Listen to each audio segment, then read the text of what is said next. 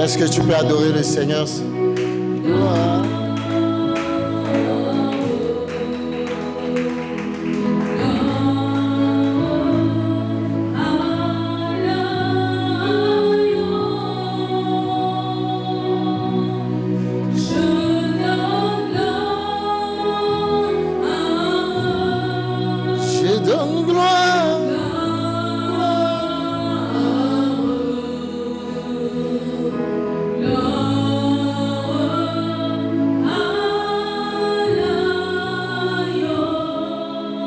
Alléluia. Alors le thème de notre Shiloh de cette année, c'est restauration et avancée grandeur nature. Et la restauration a déjà commencé dans nos foyers au nom de Jésus-Christ. Je voudrais que tu acclames le Seigneur pour ce merveilleux enseignement que nous avons reçu de sa servante. Amen. Veuillez vous asseoir, s'il vous plaît. Merci. Alors, nous allons continuer. Et je voudrais parler avec vous d'autres fondements qui peuvent permettre à un mariage de durer et d'aller jusqu'au bout. Alléluia. Puisque nous parlons des fondements de mariage prospère et réussi, restauration et avancée des familles. D'abord, pour entrer dans le mariage, il y a 8 choses à prendre en considération lorsqu'on choisit une bien-aimée. Lorsque tu décides de choisir, puisque le mariage commence par là, il faut forcément choisir quelqu'un. Amen. Donc, première chose pour le choix, c'est le fait que les parents soient des gens bien ne signifie pas que leur enfant sera également un bon époux ou que leur fille serait une bonne épouse. Ça, c'est la première des choses à ne pas à comprendre et la première des erreurs à éviter. Souvent, nous tombons dans ce piège parce que nous définissons certaines familles comme étant des familles chrétiennes. Nous réfléchissons, nous nous disons, ah, ce monsieur, il est un chrétien, il a grandi dans l'église, ses parents sont chrétiens aussi. Oui, c'est important, mais cela ne garantit pas le fait que un enfant, une personne issue d'un milieu chrétien soit forcément un bon mari. Gloire à Dieu. Cela voudrait dire que en dehors du milieu religieux dans lequel nous évoluons, nous devons y rajouter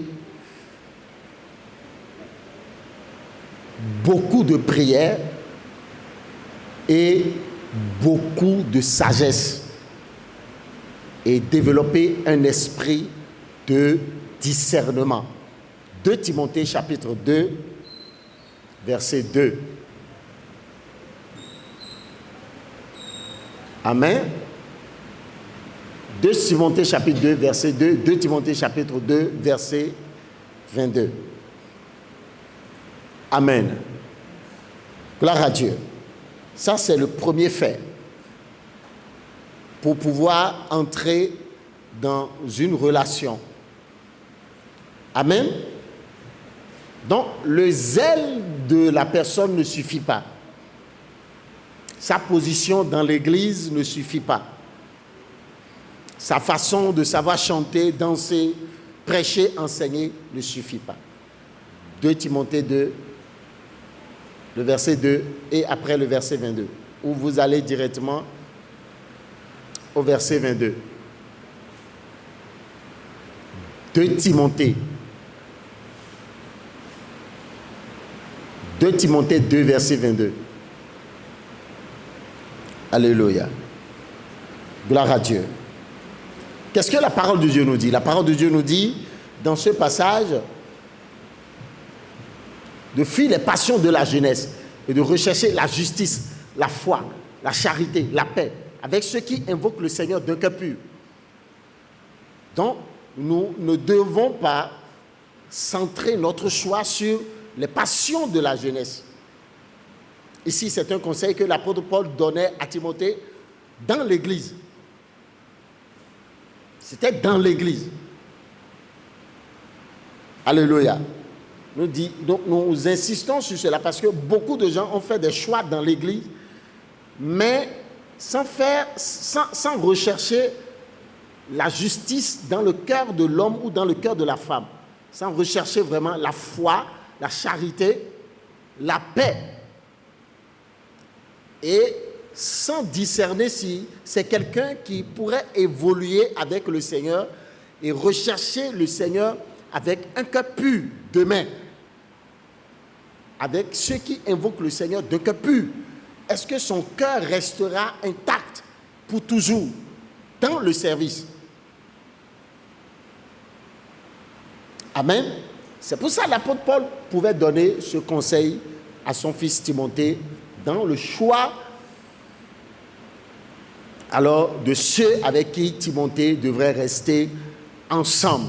Et cela va de même avec le béaba, le fondement du mariage. Le fondement du mariage qui relève du choix. Du choix. Nous parlons de 8 choses à prendre en considération lorsqu'on choisit une bien-aimée ou un bien-aimé. Deuxième chose, ne vous mariez pas simplement parce que vos parents vous le demandent. Celui ou celle que vous avez l'intention d'épouser est-il votre ami? Amen.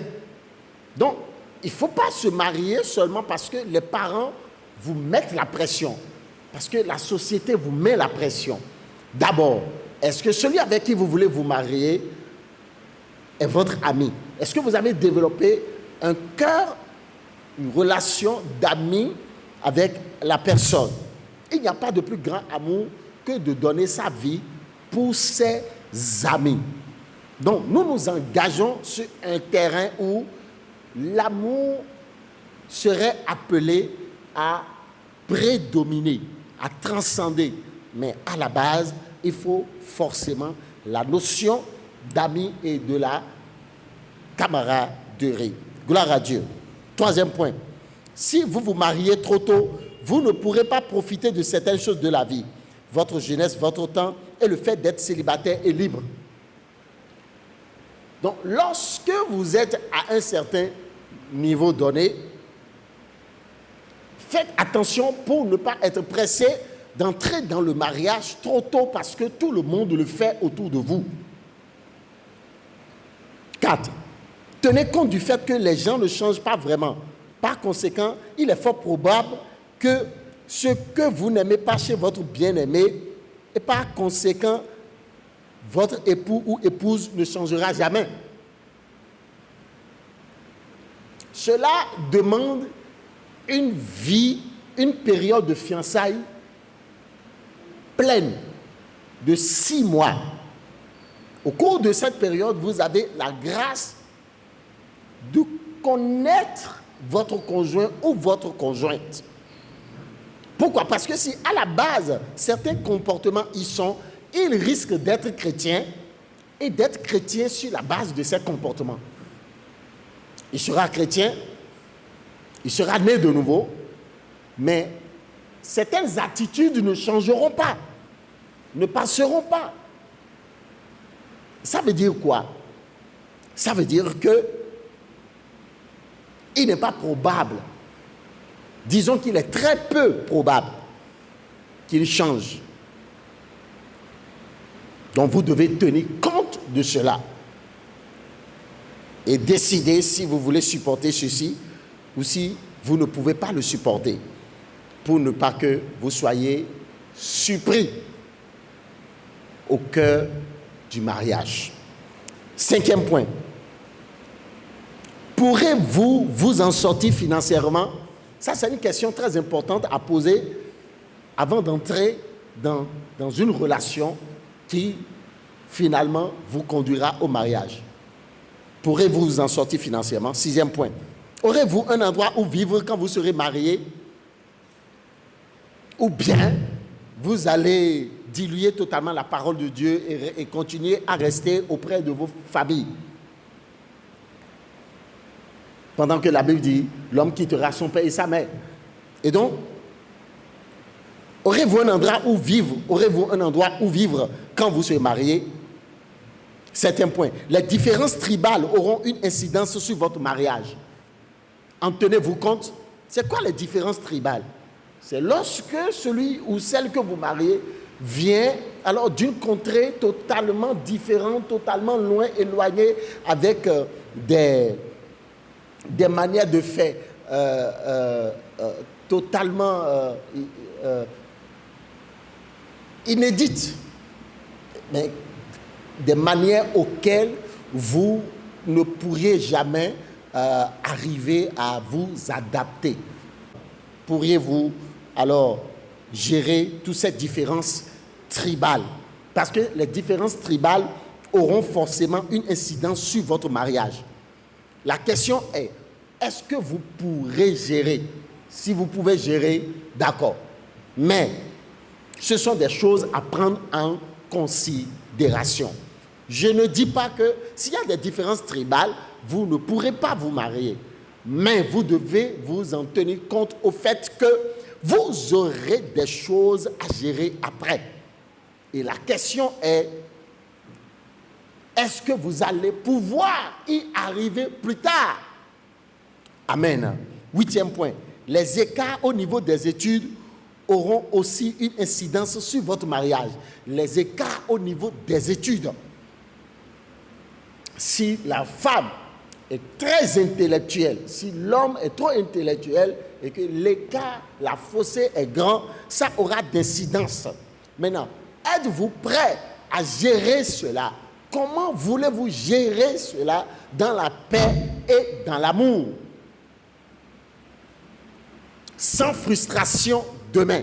Donc, ce sont des bases que nous devons poser pour pouvoir rentrer en amitié avant maintenant de nous lancer réellement dans le mariage. Un dernier point bonus, c'est l'écart d'âge trop poussé. Lorsque l'écart d'âge est trop poussé, vous devez vous poser la question de savoir, est-ce que vous allez pouvoir alors gérer cela à l'avenir, lorsque déjà l'écart d'âge est trop, vous devez vous poser des questions. Nous parlons de quoi? Nous parlons des fondements d'un mariage réussi et prospère. Gloire à Dieu.